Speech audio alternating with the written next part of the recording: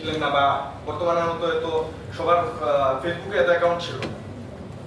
অল্প করেই নিউজটা পাইছি যে কিছু একটা হয়েছে, কিন্তু কি হয়েছে কিছু বোঝা যাচ্ছিল না, এমন একটা পরিস্থিতি।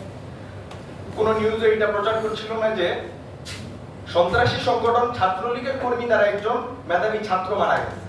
এটা কোনো নিউজই তখনও পাবলিশ করেনি, পরের দিন সকালে গিয়ে এটা পাবলিশ করছে।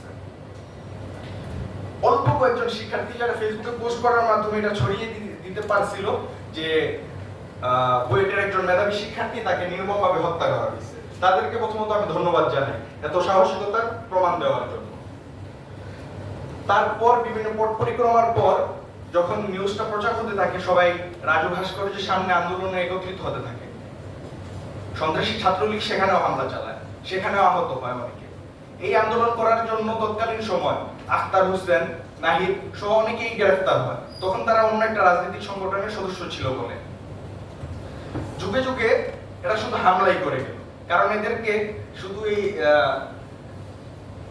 এদের একটা প্রতিটা রাজনৈতিক দলের কিছু গুণ থাকে। ছাত্রলীগের গুণ হকি স্টিক, হেলমেট, এটা দিয়েই তারা বারবার হামলা করার চেষ্টা করেছিল আমাদের মেধাবী শিক্ষার্থীদেরকে।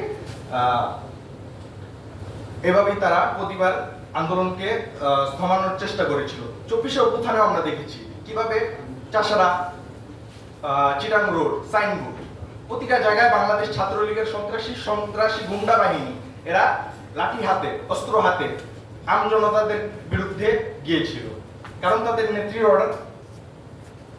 আবরার ফাহাদ কিন্তু কোনো রাজনৈতিক দলের পক্ষে পোস্টটা করেনি, পোস্টটা করেছিল একটা দেশের জন্য, জনতার জন্য। বাংলাদেশের মধ্যে যে ভারতের আধিপত্যবাদ আছে তার বিরুদ্ধে সে পোস্ট করেছিল। শুধুমাত্র এই পোস্ট করার কারণে তাকে নির্মমভাবে হত্যা করা হয়েছে।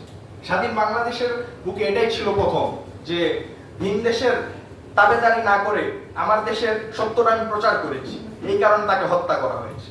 24শে আন্দোলনের যে আমি তাকে বলতে পারি আমাদের প্রেরণাদায়ক ছিল সে, আমাদের প্রেরণা সে দিয়েছে।